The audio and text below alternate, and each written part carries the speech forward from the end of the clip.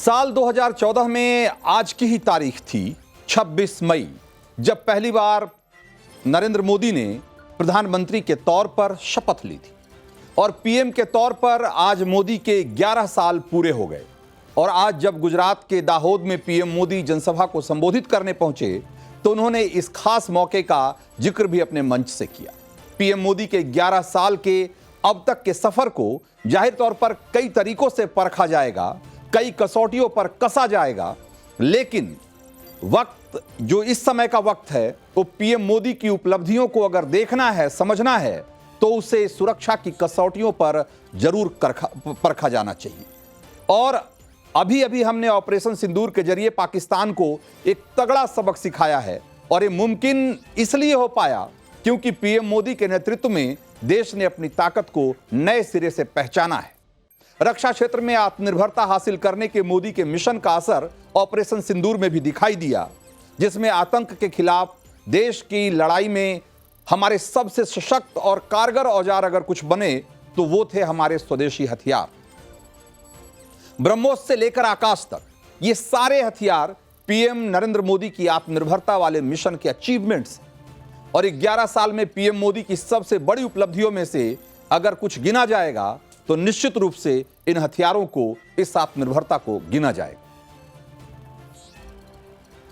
भारत आज तेज गति से मैन्युफैक्चरिंग की दुनिया में आगे बढ़ रहा है। आज हम स्मार्टफोन से लेकर गाड़ियां, खिलौने, सेना के अस्त्र शस्त्र, दवाएं, ऐसा बहुत सारा सामान दुनिया के देशों में निर्यात कर रहे हैं। इतना ही नहीं, आज भारत रेल, मेट्रो और इसके लिए जरूरी टेक्नोलॉजी खुद बनाता भी है और दुनिया में एक्सपोर्ट भी करता है।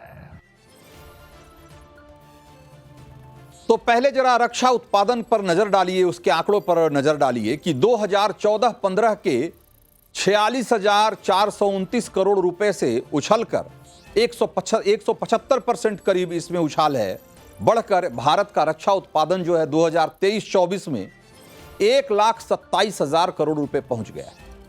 और जब प्रधानमंत्री मोदी ये कह रहे थे आज दाहोद में कि आज भारत बहुत सारे टेक्नोलॉजी और बहुत सारे ऐसे इक्विपमेंट न सिर्फ अपने लिए बनाता है बल्कि पूरी दुनिया को सप्लाई भी करता है, तो उसको जरा इन आंकड़ों के बरक्स रख के देखिए और समझिए कि कैसे 175% का इजाफा है, इसमें बढ़ोतरी है।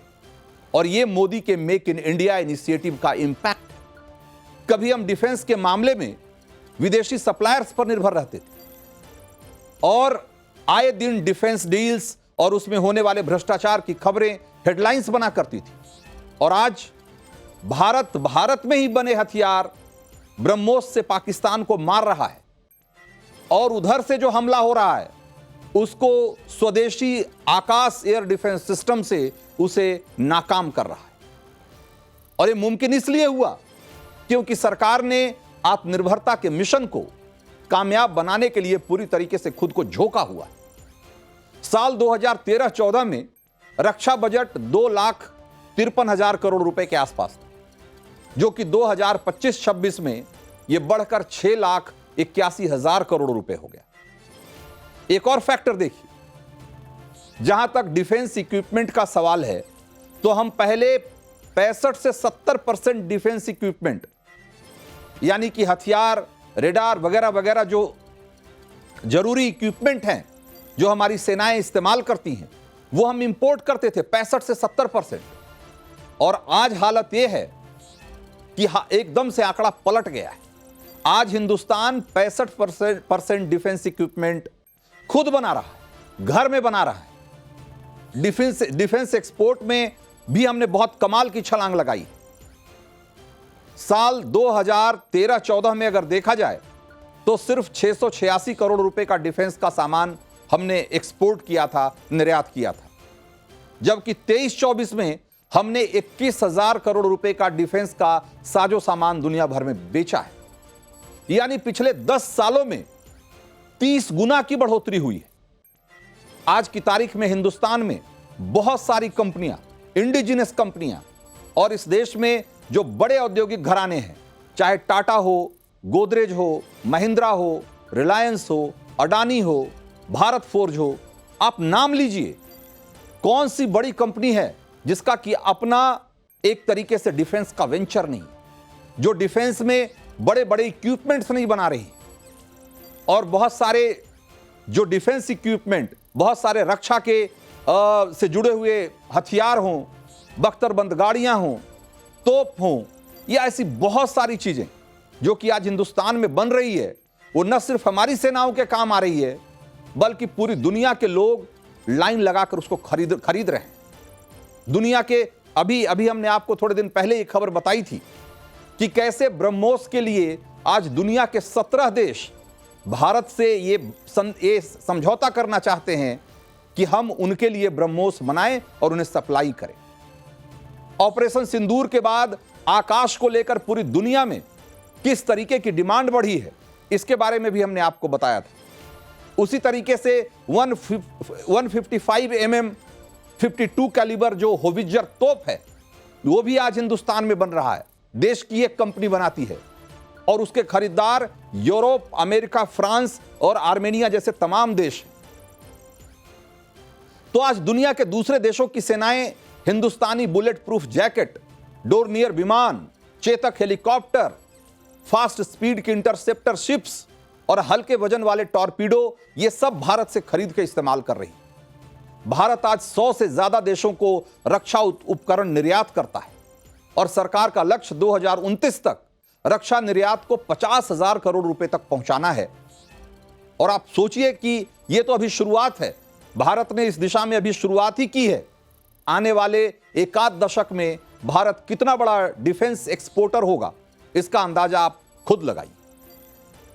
तो आज जो सबसे बड़ा बदलाव दिख रहा है वो ये है कि पहले जब भी हमें किसी खास हथियार, हेलीकॉप्टर या किसी दूसरे हाई फाई डिफेंस इक्विपमेंट की जरूरत पड़ती थी, तो हम ये देखते थे कि हम एक किस देश से सस्ते में खरीद सकते हैं। और आज हमारी सेनाएं जब किसी सैन्य साजो सामान की डिमांड करती है, जरूरत महसूस करती है, तो हम सबसे पहले ये देखते हैं कि हम इसे कैसे और कितने दिन में खुद बना सकते हैं। और ये सबसे बड़ा बदलाव है, ये माइंडसेट का जो ये बदलाव है ना, ये सोच का बदलाव सबसे बड़ा बदलाव है।